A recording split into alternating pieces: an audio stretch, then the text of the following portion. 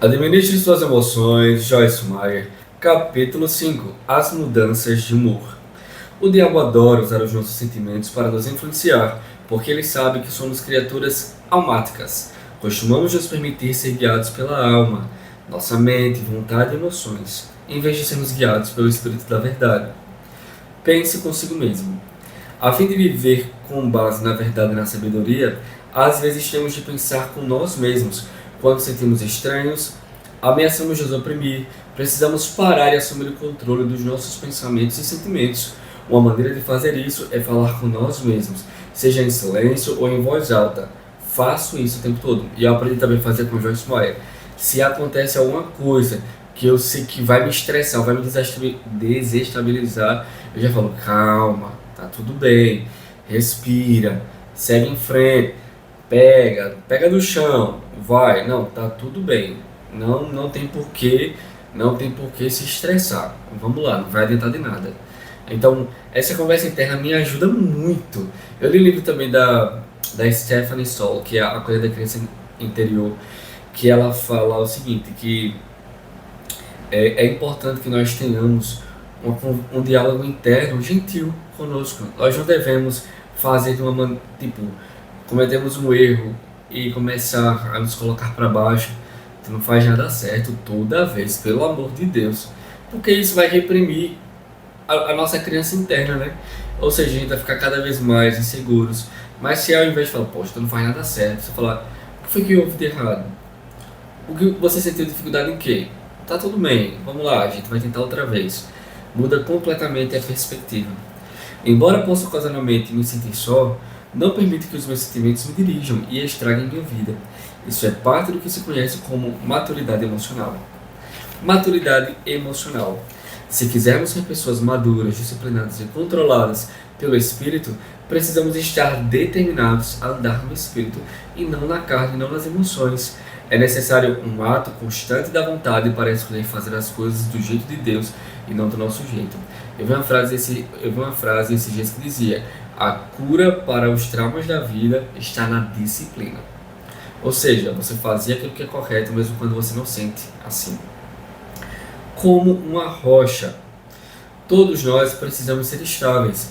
Costumamos fazer da prosperidade, do sucesso ou de outra coisa qualquer o nosso alvo, quando o nosso primeiro objetivo deveria ser a maturidade emocional.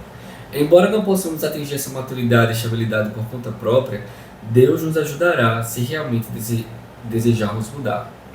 Seu Deus é poderoso.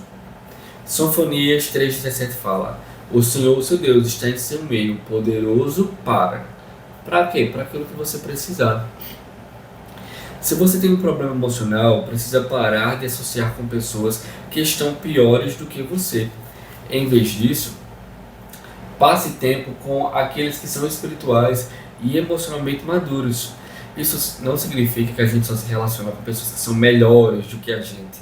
Mas se você está passando por um problema, você tem dificuldade com alcoolismo. Aí você vai andar com pessoas que também têm problema com isso, vocês dois vão cair. Vocês precisam de uma pessoa madura, mais estável emocionalmente nessa área para que possa ajudar vocês a sair desse buraco. A Bíblia nos diz que o Senhor, nosso Deus, que habita dentro de cada um de nós, é poderoso. Poderoso para fazer o quê?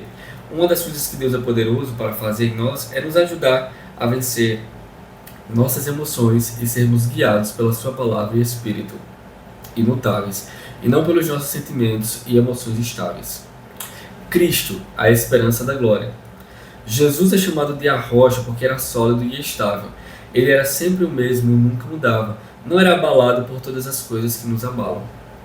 Esse tipo de estabilidade espiritual e emocional não vem naturalmente. Temos de desejá-lo de todo o nosso coração. Temos de decidir que custe o que custar, vamos tê-la. Temos de desenvolver uma fome por ela, como a fome de justiça, de que Jesus falou no Sermão da Montanha, no Mateus 5,6. A estabilidade emocional como uma herança espiritual. A estabilidade emocional é parte da nossa herança espiritual. Não temos de viver uma montanha-russa emocional onde os nossos sentimentos sobem e descem de um dia para o outro. Até que tomemos a decisão de reivindicarmos e desfrutarmos nossa herança, o inimigo continuará a roubar de nós o que Jesus morreu para nos dar. Em João 16:33, Jesus falou: olha, no mundo vocês vão ter aflições, mas se animem, porque eu venci o mundo. O alvo da estabilidade emocional. Antes que eu aprendesse a depender do Espírito Santo para me ajudar a controlar os meus rompantes emocionais, vivia debaixo de um constante sentimento de condenação. Finalmente parei de me sentir culpada pelos meus lapsos emocionais, quando percebi que eu era um ser humano com uma natureza fraca e que, se fosse perfeita, não teria necessidade de um Salvador perfeito. Equilibrado. 1 Pedro 5, 8 e 9 fala: sejam sóbrios e vigiem. O diabo, o inimigo de vocês, anda ao redor como um leão, rugindo e procurando a quem possa devorar. Resistam-lhe, permanecendo firmes na fé, sabendo que os irmãos que vocês têm em todo o mundo estão passando pelos mesmos sofrimentos. Ser sóbrio é ter domínio próprio, é ter uma mente sóbria, é ter uma cabeça equilibrada. Como vamos derrotar o diabo e resistir aos seus ataques físicos e emocionais contra nós? Estando arraigados e firmados em Cristo. Satanás pode vir contra nós com sentimentos, mas não temos de nos submeter às nossas emoções. Podemos resistir com firmeza contra elas, embora se levantem com fúria contra nós e até mesmo dentro de nós. Quando as pessoas ou acontecimentos se levantam contra nós para nos destruir, devemos permanecer firmes, confiantes de que tudo vai cooperar para o melhor. Não devemos mudar, mas sim permanecer constantes e deixar Deus fazer a mudança das circunstâncias.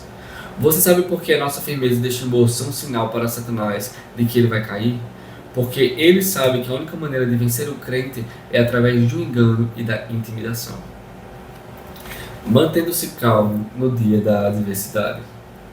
Podemos estar certos de que, se estamos sendo obedientes à palavra e à vontade de Deus, e estamos sendo guiados pelo seu Espírito Santo, não temos nada a temer dos nossos inimigos, porque o próprio Senhor lutará as nossas batalhas por nós. Contudo, precisamos querer ser ajudados. Como vimos, nem Deus pode ajudar alguém que realmente não quer ajuda. Se você e eu realmente queremos ser ajudados, precisamos permanecer estáveis enquanto esperamos que Ele se mova ao nosso favor. Embora Deus ele venha nos curar, Ele venha fazer o que seja ao nosso favor, embora Ele seja poderoso para nos alcançar em qual área que seja, nós precisamos seguir o comando.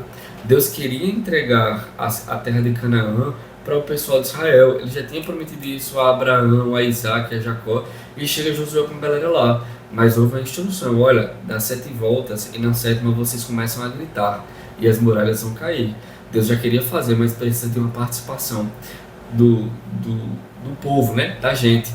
Nós temos que ser cooperadores com Deus. Deus ele nos dá uma promessa, mas existe uma parte, nem que seja uma parte pequenininha, simbólica, porque você dá 7 voltas e gritar é uma parte simbólica. Mas o Senhor, Ele sempre demanda de nós uma atitude de fé. Permanecendo estável. Aquele que habita no abrigo do Altíssimo e descansa à sombra do Todo-Poderoso. Salmo 91. Quando você e eu sentimos que uma maré de emoções começa a se levantar dentro de nós, precisamos voltar ao lugar secreto do Altíssimo, chamando a Ele. Pai, ajuda-me a resistir a esta explosão de emoções que ameaça me engolir. Se fizermos isso, o Senhor promete intervir em nosso favor, evitando altos e baixos emocionais.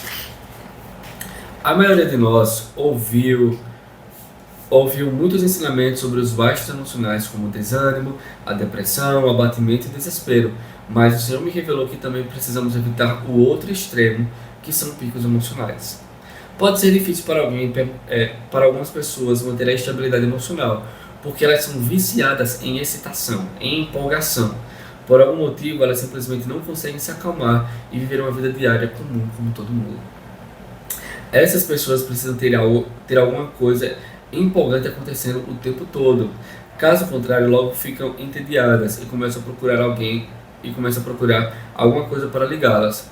A busca delas por empolgação geralmente leva ao estímulo emocional excessivo e não à alegria firme e profunda que deve caracterizar a vida do crente. Não é errado ficar empolgado, mas excesso é perigoso. Como diz Joyce Meyer, Deus quer que sejamos equilibrados.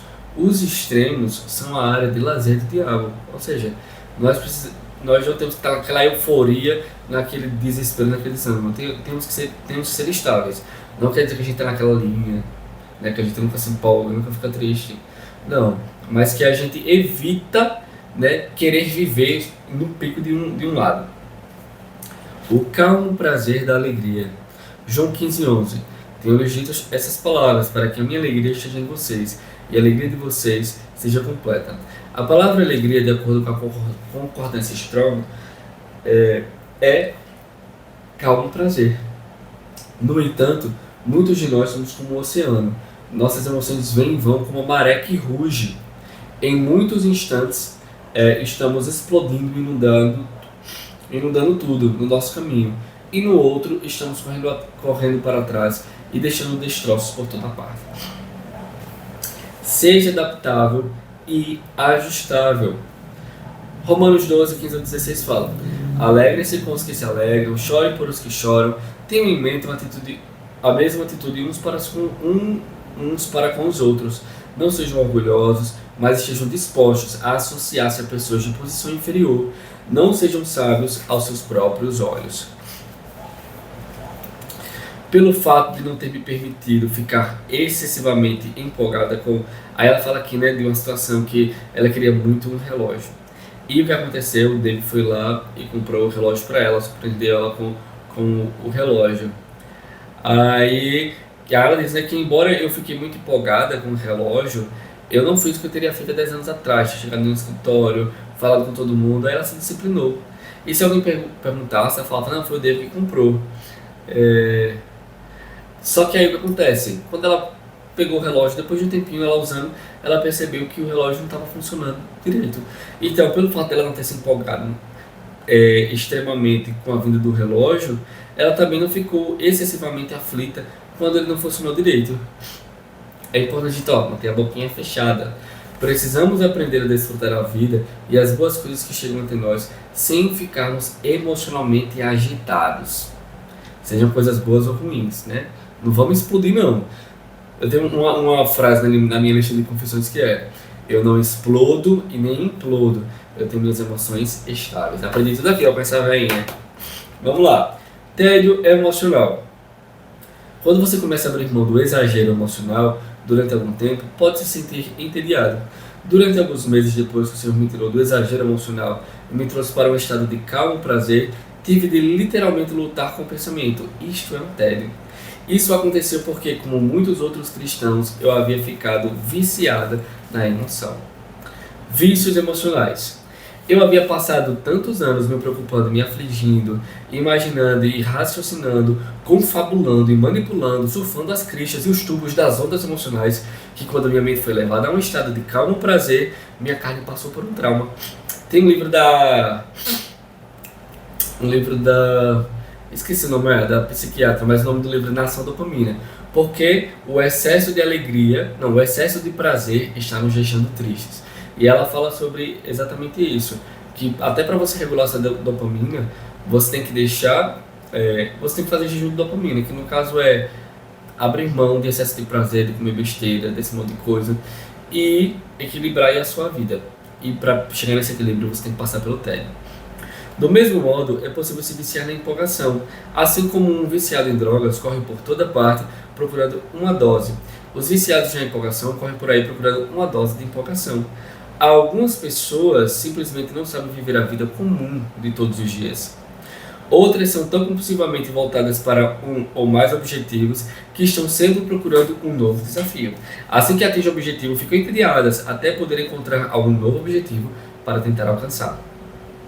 Talvez nem todos sejam chamados para realizar um grande trabalho que vai sacudir a terra. A unção de Deus realmente é derramada para grandes obras, mas ela também é derramada para nos ajudar de forma sobrenatural a desfrutarmos a vida comum do dia a dia, a ajudar a criarmos os nossos filhos, a ajudar a sermos bons amigos, esposos, filhos e por aí vai. Precisamos tomar cuidado porque a empolgação cria uma fome por mais e mais empolgação. Se não tomarmos cuidado, terminaremos buscando a empolgação em vez de buscarmos a vontade de Deus. Podemos começar a pensar que se o culto não foi empolgante, eu não senti o arrepio, eu não chorei, havia algo errado. Você e eu precisamos aprender a não sermos tão afetados pelas circunstâncias externas. Nem todo dia é feriado, como diz a minha avó, nem todo dia é dia santo, né? Nem toda refeição é um banquete, nem todo acontecimento é uma extravagância.